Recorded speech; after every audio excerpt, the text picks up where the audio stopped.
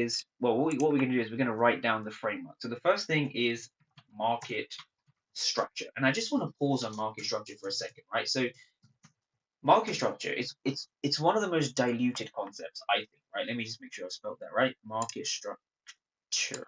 Yeah. So market structure is one of the most diluted concepts because it's one of the simplest but most misunderstood concepts, and I think it's underrated as well, right? Just being able to mark out a few of these highs and lows, especially recently, you don't have to go back all the way to last year, although it's good practice too. You want to understand where those highs and lows actually are, right? Knowing where the highs and lows are is very important because that gives you step two. Now, step two is the dealing range, right? So step two is the dealing range. Dealing range, as I define, is the most recent low to the most recent high. And so how does that work?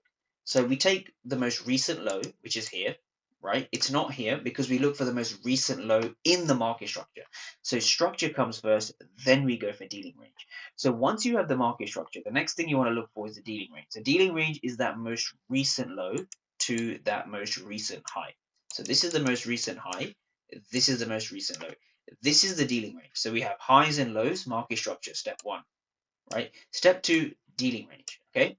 Now step three, which directly comes off step two, is the PD arrays or the premium and the discount. So this is where the bias will start to make sense, right? And I'm going to be breaking down an ES long that I took on the S&P from this region, right? So we want to be buying in discount. That's kind of the idea here.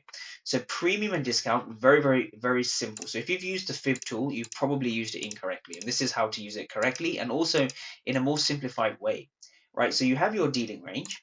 This is the dealing range high, dealing range low. Just project the fib from the low, from the high to the low, or the low to the high, same thing. So this is your dealing range, right? So your dealing range is again comprised of the most recent high and low, and we just project the fib from the high to the low. That's all we do.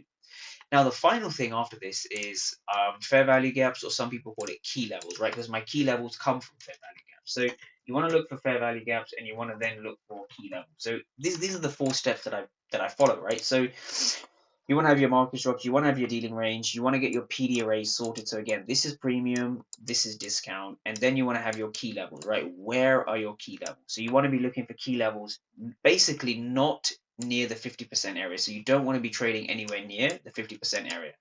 Best place to lose money, right? The best place to lose money is those that equilibrium, that 50%.